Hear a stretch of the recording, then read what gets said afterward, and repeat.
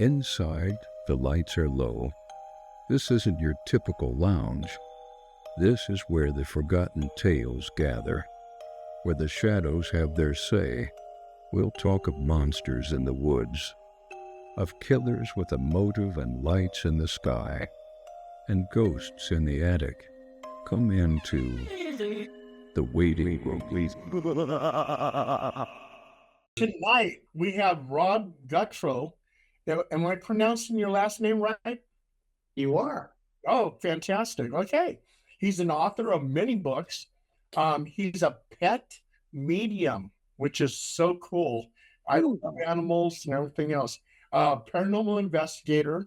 He inspired the ghost tracking of Maryland. He's involved with animal rescue and pet spirit readings. And, like I've had dogs all my life. And every time one of my dogs crosses over, I break down like a baby. I cry like a baby. I will cry more for an animal than I will for a human. True. So, Rob, how did you get involved in all this? Well, it actually started when I was a teenager, and I was 13 years old, and I saw my grandfather appear to me after he died.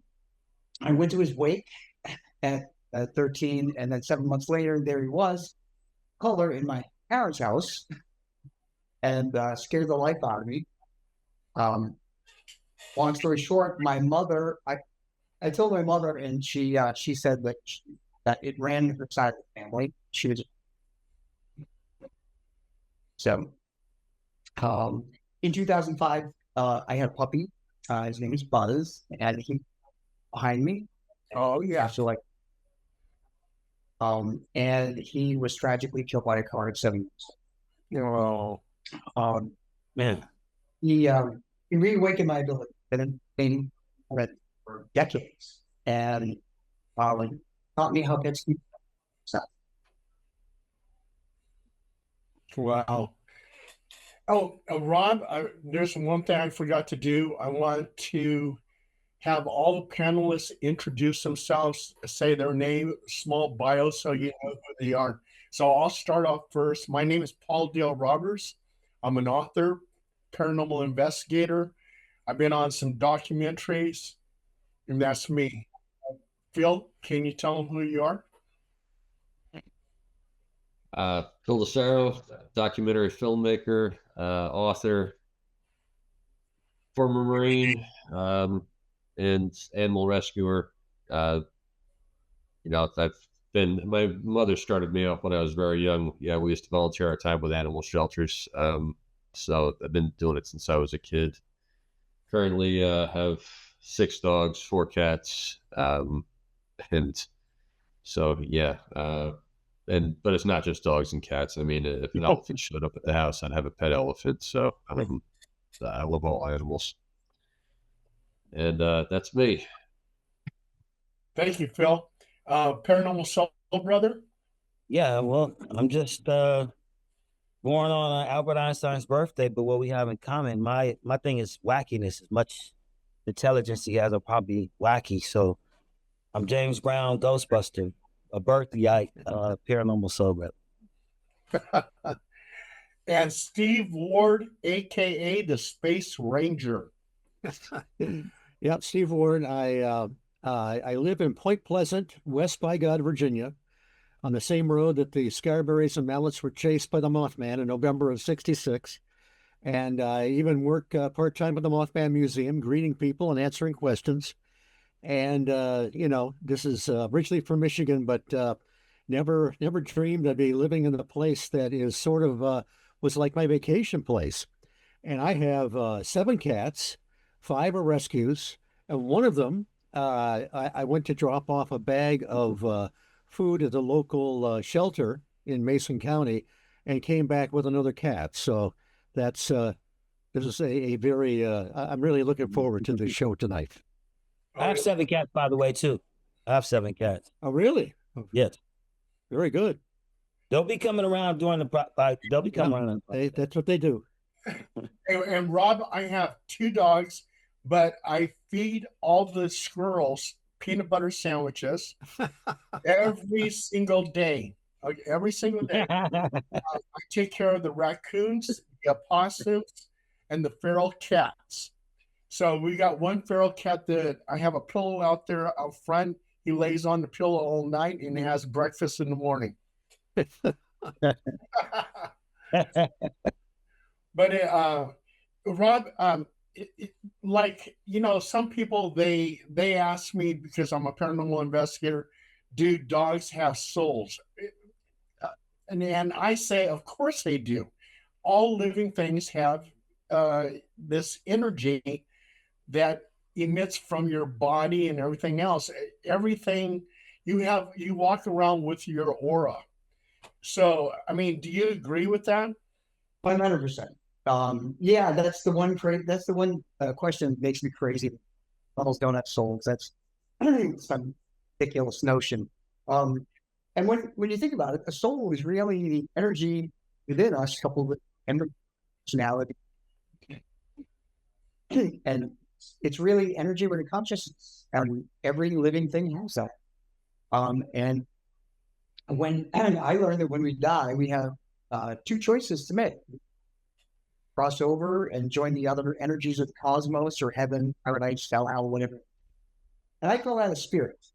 The other choice is staying earthbound, a fixed location or using God or something. I call that a ghost. So that was actually the foundation of my first book, Ghosts and Spirits Explained.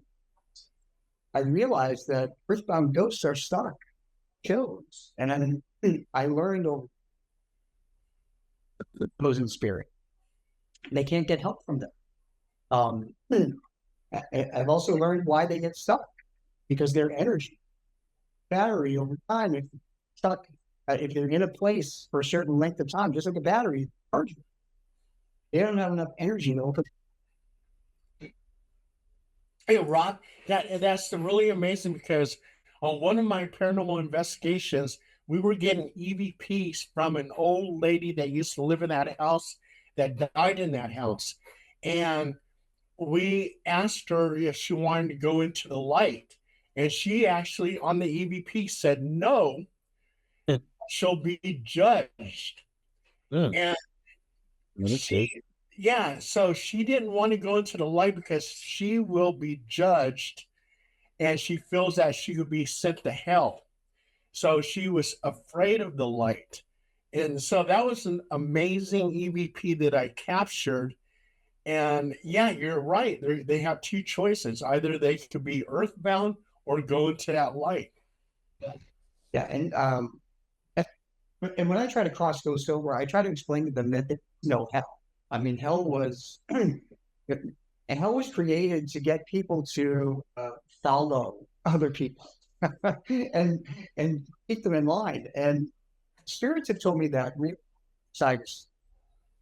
and I know that in some countries or religions they say that they're satellite. I've been told 3. My own aunt, she crossed over. She went to the lowest level because she knew from my mother bad things to her over 25 years, so that she could ascend to the second. And I try to tell people that there is no hell, not burning it. Hell is really trapped as an earthbound ghost, where you can't communicate with it. And it's like a prison cell in isolation. So I've been able to convince quite a number of ghosts to cross over, but it's really marketing. You have to market it. Yeah. I can see that. I should let Paranormal Show Brother Phil. I should let you guys do some talking because I don't want to just take over the whole show here. So, no, man, go ahead. I love your cat. Go ahead. Everybody's got animals here. I mean, so go take a shot. I know this is a special guest. Go ahead, Phil, brother Phil, Steve.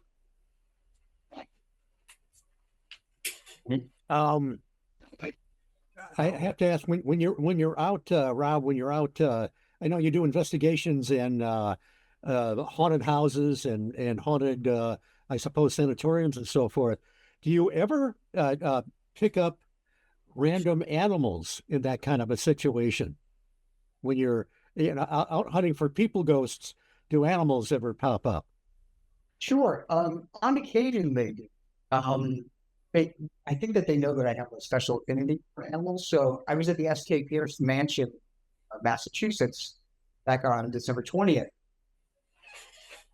I co-investigator, and there was a cat came through me in the room. And as it turned out, I was able to describe the cat. I learned the cat, obviously, at a house as an earthbound cat. So that's only my 5th earthbound animal that I found in 20 years. And I've encountered the other 4 in different. So yes, it's rare that I'll see an earthbound. Often they come as spirit, so they visit. Did you ever pick up an EVP of an animal, like a cat meow or a dog barking or anything like that? I have not, because I'm not the tech guy. I'm just a medium, so I only use my head. What little is in there. Hey, Steve, one time at an apartment where a lady had demonic possession, she was getting scratches on her arm. Her name was Lupita. She when we did EVPs in the session, me, Paul, and Wishfire did in the back of her place. It's kind of like a little creek. I heard walrus noises. You know, wow. It may not have been, but it sounded identical to walrus. Well, I thought that was pretty weird. Yeah. Well, remember that house we did with Lupita when she had the guy that lived from Tesla? Ex-guy was doing demonic stuff in her house, and he left it. She felt that he left that stuff there. But yeah, that when we did the EVPs there in the front of the apartment in the back, got those walrus noises. And that it reminds me of, I did this one investigation in Citrus Heights, and this couple that lived there, they were freaking out because of this entity that was in the house. The entity happened to be a dog. And we did get an EVP. You could hear it growling, and you can hear like a little bark off in the distance. And they would actually see this entity which looked like a dog. And I said, why would you be afraid of a dog spirit? It's not going to hurt you. I mean, I have my dogs, the ones that passed away, I have actually seen them in this house. I mean, just like a flitter, wow. Just something really quick with my peripheral vision. But I know that they're still around. They want to be close to me. When I don't see them anymore, maybe they went into the light. I don't know. But yeah, I tell you, it's a tough subject when you have to deal with a dog that's passing. Yeah, that's what I was going to ask Rob. I was going to ask him. He said he had, his dog, sorry that dog passed, even though it's been that long. I could see the reverence. I want to say, for me, I want to know, how do you deal? My son had a cat that he was really close to. He had moved out, and that was like his, I guess, first real pet.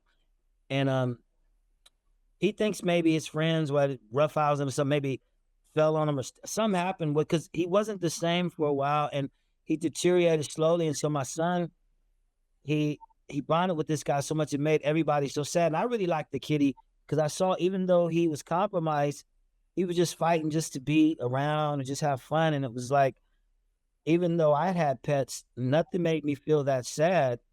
And when he passed, it was more so for my son, and then the connection that we had. But I thought, like, wow, I really want to know where these animals go. I mean, do I really get to see this guy again? His name was Zodi. Do I really get to see Zodi again? Because, man, that, like, I could think about it. It hurts so bad that I have a special little kitty, my last kitty that I'm gonna get. I have my 7th kitty. Well, his name is Macchiato. And the thing about him is he just seems different. and I had, work. I had him taken to the doctor and all that, but I'm hyper vigilant. I don't want anything to happen to him. I think that scared me. My question to you, Rob, is like, how do you deal, with that trauma, like not seeing them right now, really still loving them that much, hoping that you see them again, but not really. I mean, like, what assurance would you give to people who don't have that talent that you do? Well, I will tell you that we absolutely see, we will see it with pets on the other side because we all go to the same place. Everything goes to the same place, even insects. I mean, it's all just energy. So we all go to the same place unless we stay earthbound. And I have seen that. So when I would tell people that 99.5% of all of our pets cross over. Most of them do not stay earthbound because they know where it's peaceful and calm. People are too stubborn and full of their religion about that. So, yeah. So, Paul, your dogs have already crossed over. Is it usually around birthdays, the anniversary of their adoption, anniversary of their passing, or holiday? And the reason for that they can read our emotional energy. Energy is emotion. And they know when we would be celebrating or thinking about them. Those thoughts are energy. They're little electrical pulses that can measure time. So as energy, they tune right in. I will tell you that I personally did witness my dogs and my family on the other side. It was a very unique situation. My dog, Dolly, who was a one-rider that I adopted, was this one right here. That's in the afterlife. By the way, all my dogs are on the that's in the afterlife. I have 5 spirit. When she was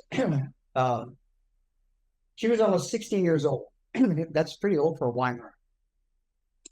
And one night, her back legs gave out.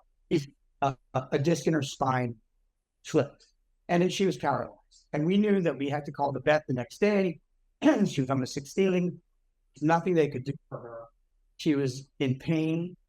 So we called the vet and help her passing the surrounded by our other dogs, which I think is important to know that your other pet passing. But that night, I slept on the kitchen floor with her. She was in her bed. I slept on the kitchen floor.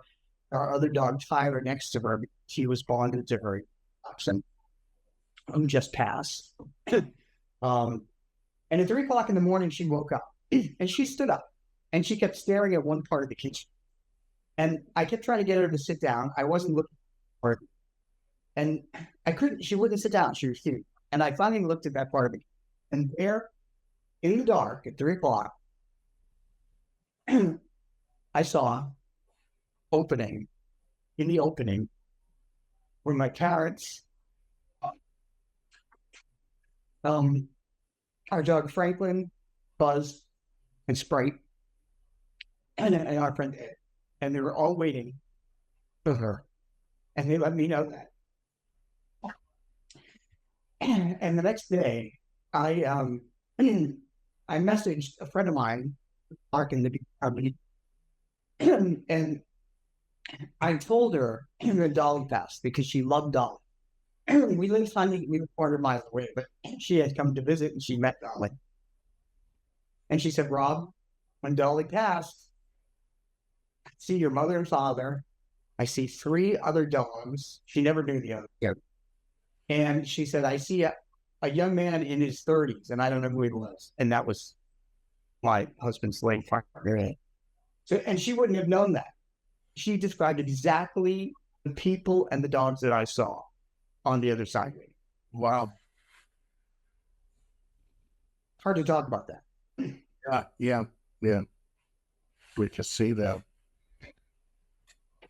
Yeah, definitely animals all have souls. I mean, And one of the strangest cases I ever had was at this ranch. And the lady she had chickens. She had chickens, she had cows, she had horses. And she claims that she saw ghostly chickens in her backyard, but she had acres of land. And come to find out, they would throw chicken bones to their dogs in the backyard. So all these chickens, well, she was saying that there was ghostly chickens, and that just shows you that all animals have souls. If they're appearing to her, there you go. Sure. And for the most part, though, most of them don't stay behind, which is good. Because, like I said, they're smarter than it's very rare to see a ghost animal. Yeah.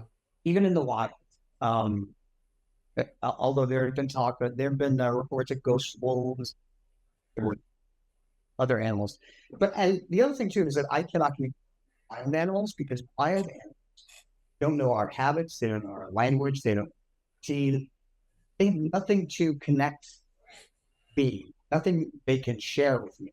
So I cannot connect with wild animals. You do pet spirit readings. What is that? Well, so ironically, and as of January 1st, I am not going to, because I've done them for 20 years. And what I would do is I would take a picture, get a picture of the pet, ask the pet's name, and like 5-7 questions, submit that. Then I would tune in and see, and usually that would tell me all this information, and then I'd finally get to the questions and they're all answered. So my books are filled with readings that I've done. People have had validations.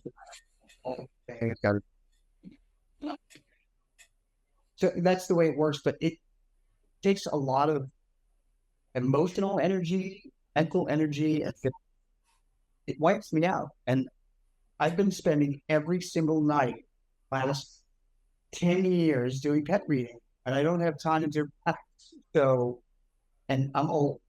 I need to.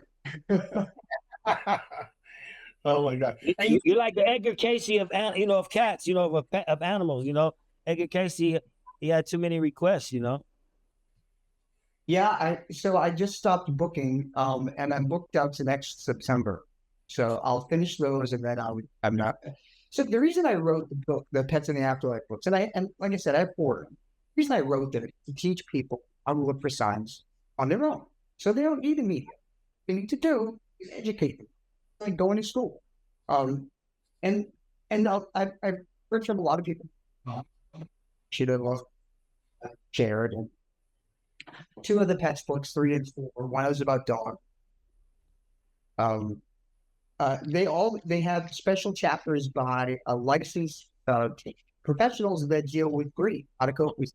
So there's a chapter in there. This one is the one that will resonate with cats. All about cats. And 3 is only about dogs. So, and the other 2 are about all. Yeah, let's get it.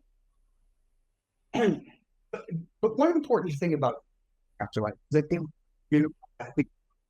so to Joel brother, I want to let you know that you have cats that like to jump up on your bed and lay next to your head at night. You're going to feel that from one of them that used to do that. Wow. And you'll know who it is. So, Phil, if you had a cat or a dog that brush your hair, like, whop your head with its paw or its tail, you're going to feel that too. Sure. I have a shoulder cat that likes to sit on my shoulder like a baby. And that's when they pass? No, she's still alive, Carol Ann. She's actually, I've had so many animals. I can't. I mean, if there's an afterlife and if we do reunite, I'm afraid I'm going to get stampeded. Because, I mean, I mean, God, just in 7 years in Sacramento, I rescued 50 dogs, just along the North Sacramento streets. Had, over 100 cats, captured and neutered and re-released, as well as ones that I could find rehomes for. And that was just not doing it full, just as they would come to me. It's no matter where I go my entire life. It's not like I go looking for them. For some reason, wherever I go, I just run into them, and it's hard because it's like, oh God, not again. Right? Because it kills me every time, and I'm like, I have too many, and I've run out of friends, because now my friends don't want to take phone calls. They're like, no, I can't take another animal because I'm the guy who calls up and says, hey, do you want a cat? Do you want a dog? And it's just, yeah. So it takes a lot, and then I'm at that same time, just last week my cousin lost her Rottweiler, and I'm the person that goes over there and sits with them while they came and go through the procedure. And they're like, how do you do it? Well, I've been through it 100 times, and they're like, well, how do you look at them when you go? I'm like, it's a duty. It's your duty to be there with them at that last moment. So that's how I do it. So, well, there's someone in spirit that keeps leading you into all of these animals in need because they know or find it. So you're someone that has human that you find animals or helps find you. I wanted to say thank you. I've worked with kids for 20 at the fosters and so fundraisers, and I still do fundraising, by the way. So anybody knows a rescue fundraising lecture about Afterlife, let me know, and I'll see if I can get there. I just didn't want to $1,000. Thank you, Rob. You broke up a lot there. Unless it was just me, I don't know. Did everybody have a hard time hearing? He's for me too. A little bit. Yeah, I caught a little bit about the fundraiser. I got the gist of it, but the connection was a little bit rough there. Well, so I do fundraisers. I do animal rescue fundraisers. I've been doing them up and down the East Coast for 7 years. Right. The animal rescue will advertise that I'm going to lecture. They charge something ticket. I don't ask anything. It all goes to the rescue, and then people, I help explain how they can share their stories because they need validations too. And so it's really healing. Yeah, you know how cats will sometimes stick their nose in your ear and purr. Well, one of my deceased cats one time, this years ago, I'm half asleep in bed, and that happened. So I'm sure the doc came back to say hello. So that was pretty strange. By the way, now are most of your books about readings that you've had with pets, or do you cover other areas? So I have 4 series, and the pets are just one series. I have a series called Haunting Of, is where I'm joined by Monique Too Soon and in England, and we explore known haunted places. And then I have another series of books called Ghosts on a Medium's Vacation. And that happened totally by accident because whenever I went on vacation, then people wanted to talk to me. So I have Ghosts of England, Ghosts of Ireland, and Ghosts of the Birdcage Theater. And then I have another series called Ghosts versus Spirits. That includes Earthbound Ghosts and Paranormal Investigations versus stories about books about spirits, of my loved ones and how they So there's 4 series, and there's 14 books out in all of them. Are they all available through Amazon? They are Kindle, paperback, and also audiobook.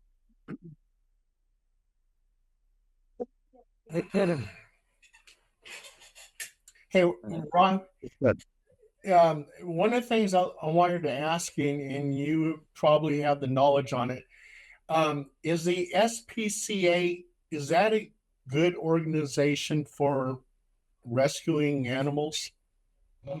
It is. It seems to be. It's a legitimate organization, and they have made chapters. Because I'm a dog dad, I've dealt with a lot of dog rescues, like breed specific, like dachshund rescue, Weimaraner rescues. But I also deal with any other rescue that, like a regional rescue or local rescue. I've been doing rescue fundraisers for animal rescue, Hampshire, the Lakes region rescue, cat rescue, animal rescue, island, you name it, up and down the stuff, doesn't matter. Awesome. Yeah. You got a purpose. Yeah. We got about 4 minutes before we take our halftime. Just giving a heads up, if this thing cuts off, I will send another link after it stops 10 minutes from that point. But we'll just keep talking for another 4 minutes here, and then take a smoke break or whatever, bathroom break, and then we'll take it back up. Yeah, Rod, Steve, you guys understand that? So so when it shuts off, 10-minute break, and Phil's going to send us a second link, and we'll get back on the show again. Okay. And Steve, I've been dying to ask you, even, not like to go off topic, just, I heard you mention that you like John Keel, and his stuff, like he mentions ultra-terrestrials and stuff like that. I'd like to get into some of that with you, after the break, if possible. Sure. I've never actually encountered extraterrestrial, but I have a theory about what demons are, and they involve extraterrestrial. Oh, go ahead, Rob. Yeah, okay. And because I'm a scientist, I have to look at everything scientific. I think that whatever people call demons, hostile thing, counter, they may be life forms from other solar systems that are afraid of us or don't know what we are. And like a cornered animal, they will react defensively, and they will lash out first. So I know that with the James Webb Space Telescope and the Hubble Space Telescope, other various telescopes that we have, been able to catalog over 5,000 exoplanets. And we've also been able to find planets that are in the Goldilocks zone, that zone that would support life. So, and also we found water throughout our own solar system. So we know the potential for life. And out there. So I just think that as a spirit, whenever transition spirit, we can go anywhere and anytime. And that means that other life now. Well, yeah, I mean, you can travel to any universe instantaneously. I mean, all the matter, it's all related. But what you said is kind of interesting, because the Russians, how they did an experiment when people die, where the consciousness actually goes. So the only energy they could trace was like some billions of light years away, but it was a specific place that they were chasing our particular energy. So what if, it's obviously a two-way exchange that could possibly be. And, but like what they found out about the entanglement, quantum entanglement, we could be across the universe, so everything is connected, the life forms, I would think. I don't know. Yeah, absolutely. Yeah. And I have people that ask me, they say, oh, where do demons come from? I mean, they could possibly be interdimensional, or they could be extraterrestrial. If you believe fallen angels are from heaven, that makes them extraterrestrial. Yeah. Well, the word daemon, that's a Greek word, originally means extra human. And in the old times, even the Commission priests And even before the Greeks and the Romans had gotten to that area, they had what would be equivalent of rabbis using demons. Everybody had one in the household to do good or bad things. It was actually like it wasn't even a bad thing in some cases, in some religions. Now when we come down to what we know as a demon, they've had in the Bible, they've chronologed them. You have Solomon, with the cedar ring. Then you also have demon people who worship them and know all the name. There's thousands. So, and if you're into Middle Eastern religions, I mean, they have a pantheon of demons that so what I'm wondering about that is, the classification of, people are lumping things into, they don't want to get specific. So there's, if you're going to say demon, and I always go to that example in The Exorcist, where even the Catholics mixed that in that movie. Pazuzu is not from the Catholicism. All right, Rob. Rob, there's one thing I wanted to ask you about. Like I had a Pekingese named Hannah, and just overnight she had these tumors on her stomach, and she was in total pain. She was crying and she was in pain. So I took her to the emergency hospital, and they said, "Yeah, you're going to have to put her to sleep. She's in terrible pain." And they asked me if I wanted to stay out in the lobby while they do it, or if I should come in. And I decided to come in because I wanted to be close to her.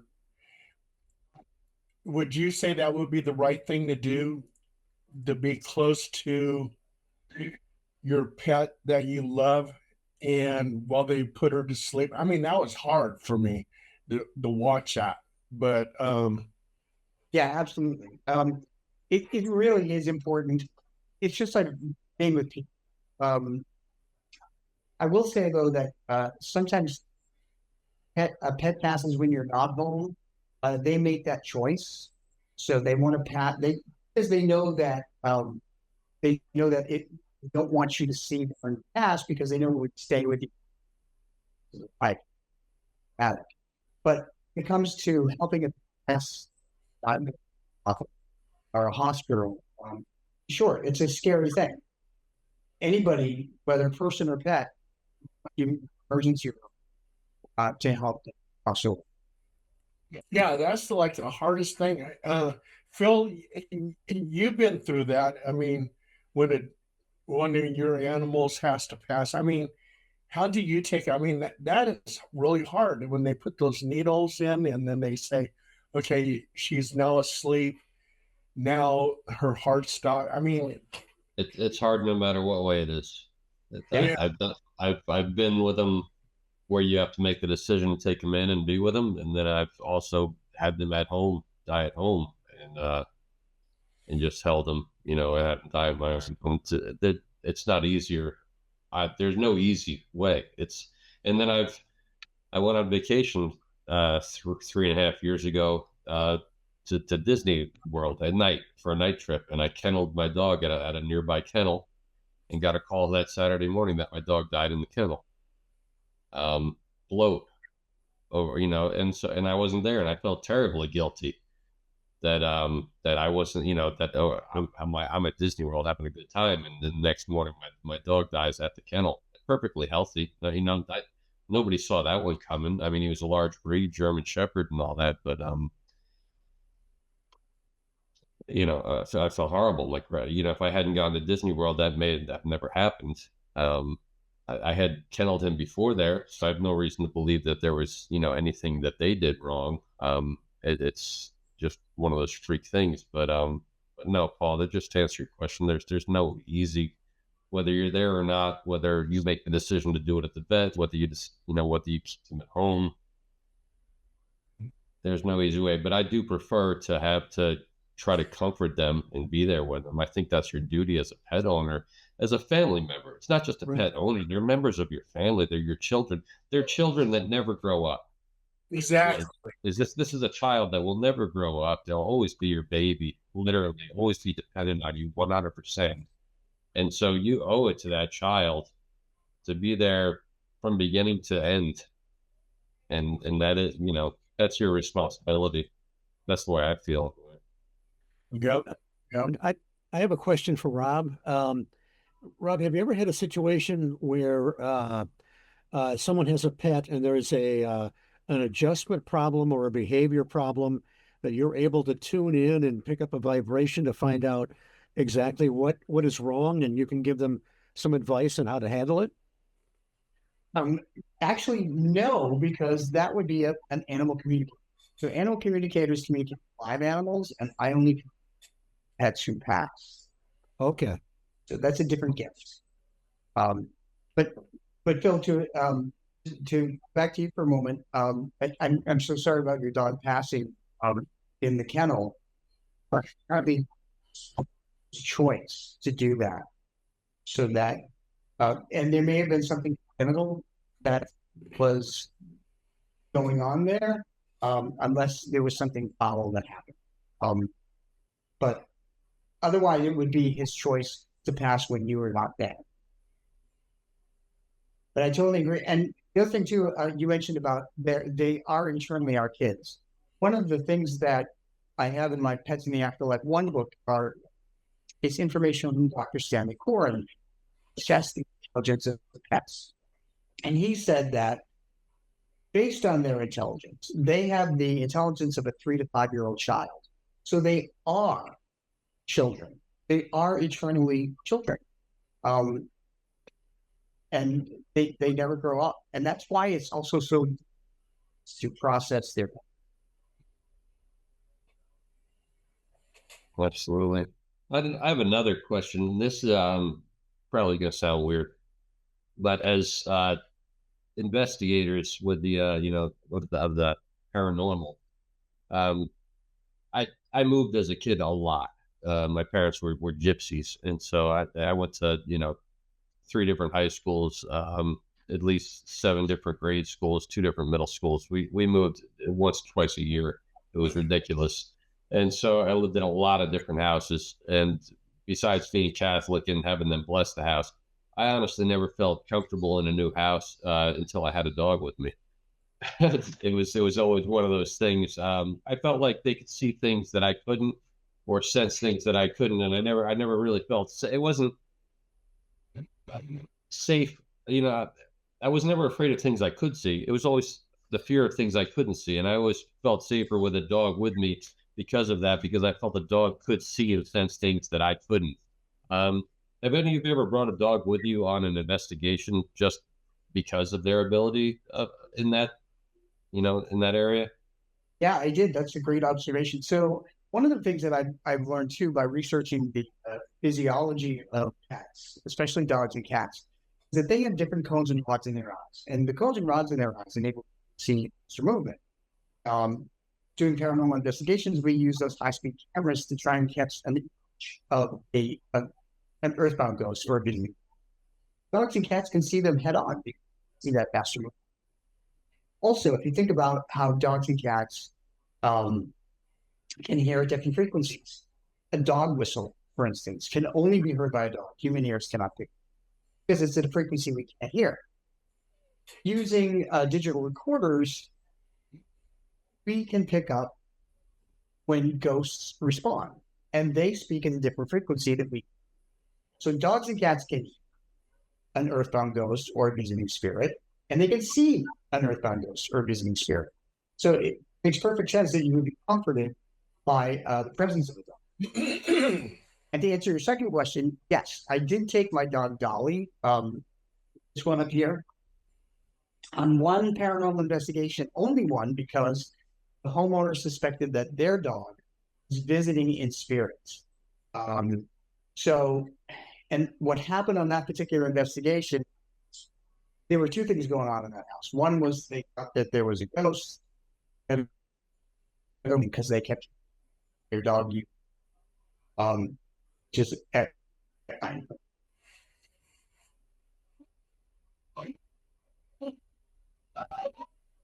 I still here? You cut out there at the last little bit of what you said. We missed the last little bit of that. Oh, okay. So I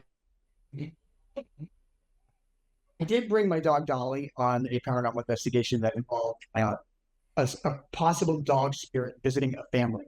Dog had passed away, and what happened was I didn't know the exact address of where we were. So when myself and the other 2 investigators got out of the car with my dog, she pulled me 3 houses down and went to the front door, dragged me down the front. And the manager came up out of her car and she said, "How did you know it was this house?" And I said, "I didn't." Dolly apparently followed the other dog in spirit. When we get in there, after we did some investigating around the first floor, I said, "I'm going to let Dolly go for a minute, see where she wants to go." They said, "Okay." Well, she turned and she ran up the stairs. She went to the first bedroom on the right. And the homeowners followed me up the stairs. And I said, "What is the significance of this bedroom?" And they said, their dog, every time the dog would come in, front door, would run up the stairs and go to that first bedroom on the right. The dog was bonded to their little bedroom that was. So Dolly was following the spirit of the investigated place. That's awesome. But I would never take her into a place with just hurt out ghosts because that's too frightening. And Rob, I used to bring my dogs. Well, I still do. Bring my dogs to certain investigations where they're allowed to go. Okay. And 2 dogs that passed, T-Rex and Pika. Pika was very sensitive. It seemed like he could see a ghost. And one time we went to this cemetery is supposed to be very haunted, and he started chasing something, and T-Rex was oblivious to anything. He doesn't see ghosts, but Pika chased this thing over to a tree and was growling and going crazy, and there was nothing in that tree, except maybe a ghost, because and so I took a picture of that tree, and I did get an orb. Oh, The tree. So yeah, but like an orb could be almost anything, but sure. It just seems kind of a coincidence for the dog to chase it to the tree, and then I get this huge orb on that tree. So a similar thing happened to me when my partner and I took our dogs, our dachshund and Weimaraner, to a cemetery where his grandmother was buried. And we let the dogs out. It was in the country. It was in Virginia. It was in central Virginia. There was nobody around for miles. And we decided to just let the dogs out, and he had his dog dachshund off leash. And I had never been to that cemetery. So, and neither had the dogs. But the dachshund ran right over to what was his grandmother's cemetery, grandmother's headstone. And I said, "What's over there?" And he said, "That's my grandmother's headstone." So obviously, when we came to visit his grandmother in honor of her, she came and visited. She came back, and she was standing there, and I acknowledged. It's pretty cool. That is cool. That's cool. Also, you're with a group called Ghost Tracking in Maryland. I was. I live in Maine now, so it's hard to do things from Maine to Maryland. But yeah. So my new colleague is Monique Trusoon, and have a couple of books. One on the other one coming out actually. 2 days is Haunting of Memorial Library in Nashua, New Hampshire. Oh, that's yeah, that'll be out in 2 days, January 1st. What are some of your notable cases? Oh gosh. So one of the cases that I did with ghost tracking in Maryland is one that I called the double murder investigation.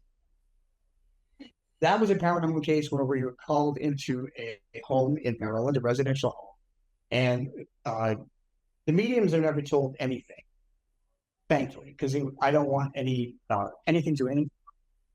The tech team was there before, and when whenever we go on investigations or whenever we went on investigations, Maryland, the manager would call myself and the other medium, Troy Klein, 1 hour before you're supposed to be there and give us the address.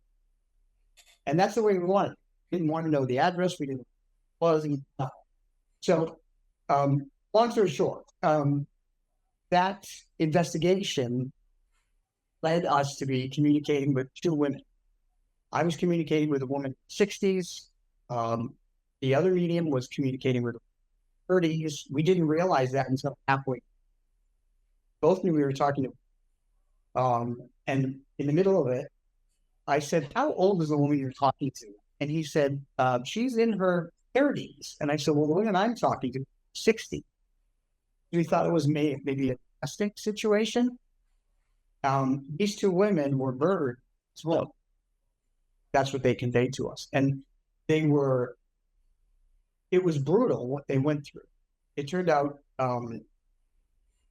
that there was a tenant that rented the basement apartment, and he was high on drugs. And a woman and her daughter-in-law were in the house.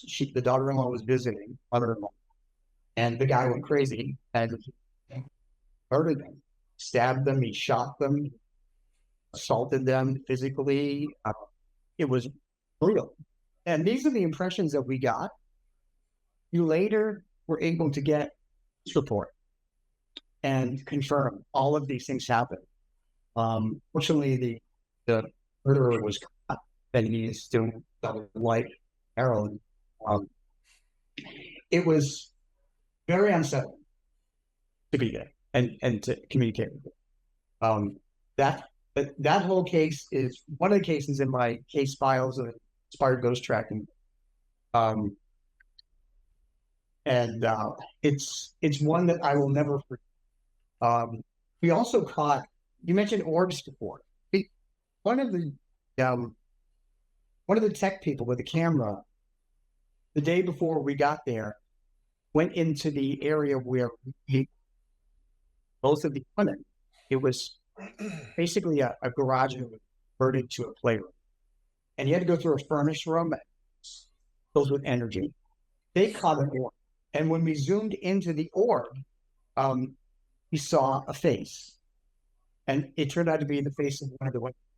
Actually, also on the so see that face? Yep. Rob, you're gonna, so I got a story for you. You're gonna love it, and it has to do with dogs. Oh yeah. Okay. I went to Del Paso Heights to do this investigation, and I went into the backyard. I took a picture, and I got these 2 designer orbs, and the designer orbs are the ones with the intricate type designs inside of them. Yes. So, and we enhanced the photos. And I asked one of my investigators, I said, "What do you see in these 2 designer orbs?" And she goes, "Oh, I see dog faces." I said, "So do I." So I went back to the occupant and I said, "What is it you got in your backyard?" And she goes, "I got orange trees." I said, "Besides orange trees, what else do you have back there?" She goes, "Well, I buried 1 or 2 dogs back there." I said, "Really?" I said, "Take a look at these photos." And she's looking at the photos and she starts crying. And I go, "Why are you crying?" She goes, "Those are my 2 dogs." I go, "Oh my God, I couldn't believe it." It was like, yeah, and in the orbs you could see the dog faces. Yeah. So wow. So they were visiting. They felt like you were paying tribute to them. So they were visiting. That's fantastic. Yeah, that was incredible. And then I'll tell you something real quick too. Also too with orbs, what we do in our paranormal investigations, we look for intelligent movement. And in this one case, and Phil's heard the story 100 times, he's probably tired of it. But anyway, we went to this one house, and Emily the ghost drains the energy from the occupants. So one of my investigators says, "I have to sit down. I feel fatigued. I feel tired. I feel like I'm ready to pass out." I said, "I wonder if Emily is draining the energy from you." So I said, "Emily, if you're listening to me, kiss him on the mouth." And 3 of us with cameras, we take a picture and we get an orb on his mouth. I said, oh my God, that's intelligent movement. I said, okay, Emily, again, if you're listening to me sit on his lap, we take a picture and there's an orb hovering over his lap showing intelligent movement. So now when I do an investigation, I'll put my hand on the wall and I say, okay, if this house is really haunted and you're over haunting this place, I said, appear by my hand. And sometimes if the house is haunted, I'll get an orb on my hand. Wow. That's a fantastic test. Yes. Wow. You mentioned a ghost adversely affecting someone or affecting someone. So, in the case of this double murder, the two women were crying out for help, and they were there to try and protect the family that was there. So they were pulling sheets off the beds where children were sleeping, shadow figures, and so forth. They weren't adversely affecting the family other than scaring them. But when I went to the Emory Estate, Massachusetts, that was a different story. This was the place. It belonged to a family, the Emory family, back in the early 1900s. And there were three ghosts that we encountered. And then the other two that died, went on the other property, something. But the one that lived there was a very stern, very religiously conservative, controlling, not nice person. And when we had a public investigation with us, we had like 20 people investigation because they wanted to participate, learn how to do it. One of the women came to us and said that she was feeling very depressed and very anxious and nervous. And I asked her, I said, do you suffer from depression? And she said, I do, but I'm medicated and I've been fine until I came into this room, this house. And this man, who is a controlling, awful person, was emitting negative emotional energy and trying to make her feel bad. So we had to take her out of that room, bring her into another room, sit her between myself and another medium, and I gave her I think a crystal and obsidian to absorb the negative energy, and we finally got her back to normal, like within maybe 20 minutes. But this ghost was adversely, and really, it was pretty frightening. Wow. Yeah, I could see that. Now, how did you get involved in the paranormal? I mean, how old were you when you realized, hey, I'm really interested in paranormal, and or when you discovered that you were a medium? So I discovered when I was a medium at 13 when my grandfather appeared. When Buzz passed in 2005, I was in my early 40s. And after I published my first book, I gave a talk to this group called Inspired Ghost Tracking, and they said, hey, we need a medium. Why don't you join the group? So I did. And then it's been a landslide since then. So, some mediums that I talked to have claimed that they worked with the police force in hunting out criminals who commit murder and stuff like that, and they were successful in it. One of my mediums was Holly DeLauder, and she was the secretary to Sylvia Brown. Oh, wow. Yeah, and she was really good. I mean, we did a serial killer case, Leonard Lake and Charles Ng in Wilseyville, and she was able to find the damaged cabin where these two serial killers lived at, and she was able to say one of the victims is standing right there when I took the picture, and I got a human form of something. So is why she proved herself many times over. Have you ever worked with the police on any investigations? No way. And because I really prefer to specialize in this. um, people have too many hangouts. Yeah, yeah. So I would much rather, yes. When I go on these investigations, they're like their families having issues, and I go there to try and figure out who it is and to help and just to work a living. So I don't purposely seek out anything. I would leave the police more to more talented. Sometimes I used to call myself a prayer. I don't deal with the hard cases. Oh yeah, oh yeah. Tell us about some of your animal fundraisers. What kind of things are you involved in? So I mostly have the animal rescues advertise that I'm going to be doing an interactive and teaching people to share it.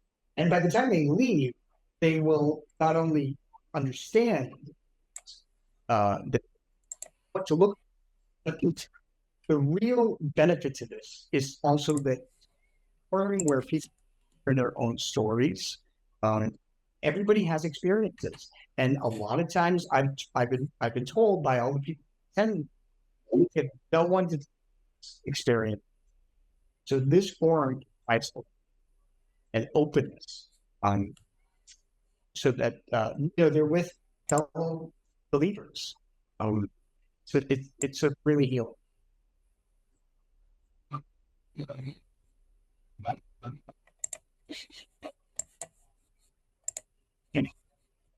But if anybody knows rescues though that be amenable to them, I would try and talk to them and try and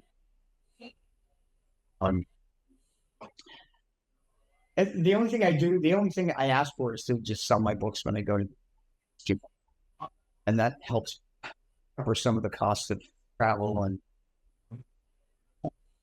But to me, my mission is understanding of the paranormal. I know it. That's, or whether it's people, bring in the science of energy with it, so that people understand that there is a basis of science in the paranormal and what happened after us, and there, so that they know that on certainly not on forever, and we will see them all on the other side. What's the first time you had an impression or a communication from an animal?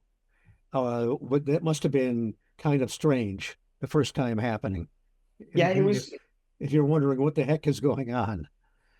Well, it was with Buzz, and Buzz gave me that musical sign. Buzz gave me the musical signs. Buzz showed me image of him. I was trying to figure out what was happening. I used to keep a diary, so I wrote everything down, and that became the impetus for my first book. But I've learned so much. For instance, one of the things that pets will do that they will do, it's like, so that that, and that happened in 2009. And here we go. And I wasn't thinking about anything. So we came to an intersection where we had to make a decision about what street to go down. And I said, I think we should go down that street. So we did. When we get to the end of the street, there was a dog walker. The dog walker had 5 dogs. One of them, Honor, just like Buzz. And I heard in my head, Dad, you know what day it is? I thought, I don't know. So I asked my husband, what's today? He said, it's February 22nd. February 22nd, the anniversary of the day that Buzz passed. So he led me to another dog, the anniversary of his passing. And that is another way. Yeah. Oh, Every day's a learning experience. Oh, yeah. Hey, Rob, one of the things that stays in my mind, that I think about every once in a while, I was in downtown Sacramento, and this guy was driving his truck, and I see him pull over quickly and kick his dog out of the truck. yeah. And then he took off, and the dog's chasing the truck. And this on busy streets. And I zoomed away from the park and tried to locate this dog to save this dog. But I couldn't find him. And and some people are so freaking cruel to animals, they don't deserve to have an animal. Yeah. So my only hope is that karma comes back to them, and they find themselves either homeless or financially destroyed or emotionally destroyed. I have absolutely zero tolerance for people. Zero. I agree. Well, yeah. Definitely. Yeah, I mean, if I could have got a hold of that guy, I would probably be in jail. Yeah, because I can't stand stuff like that. So, as a dog dad who rescued many dogs myself, our dachshund Chihuahua mix, who is only 7 pounds, came to us. Got a call from the dachshund rescue, said it was in a kill shelter near us. Asked if we could foster the dog. So we drove there immediately. Said in with the cats because they ran out of space, and he was on his last day. So we immediately drove there. We rescued him. When I picked up the form from the shelter, the turn-in form was written by a woman, family he belonged to, and she said she turned him in because he bit her 4-year-old daughter. No. He bit her 4-year-old daughter because she wrote this in the form. She said, my 4-year-old daughter loved to pull on his tail really hard. And I thought it was funny. And the dog finally bit the dog. So she said, and then here's what she wrote. She wrote, I kicked him across the room and I brought him to this kill shelter. And I said to the training people, I said, give me her address because she's gonna pay for this. And they refused to give me her address. And I thought, oh my God, this dog is 7 or 10 pounds. And you are a stupid person to let your daughter abuse an animal. So, I first of all, there needs to be a national registry of animal abusers. So yeah. People are never allowed to adopt again. But I was furious. And this little guy, he's been about 7.5 years. He's now 17.5 years. And we made sure that he's been living the best life ever. Because he must have suffered from a lot of abuse with this stupid woman. Deserves nothing but being homeless and sick, as far as I'm concerned. I don't mean to sound mean, but it's just karma needs to take it back. It drives me crazy when I see parents will not teach your children how to properly pick up animals, take care of them, and they just it's like they just ignore it sometimes, and I just can't stand it. It's just awful. There's no excuse, really. I mean, we need to teach our children how to behave well in society, and what is right and what is wrong. Unfortunately, we don't have good guides right now to show us the difference between what's right and what's wrong. how important the truth is, and how not to hurt people, how to love and that sort of same. So Well, yeah, it's and so important. I agree. It's so important to train a dog. And some people adopt a dog just because they're cute, and then they don't give the dog any training, and then they're angry because the dog isn't trained. right. Well, Yep. we all have a responsibility to these animals to treat them humanely and teach them.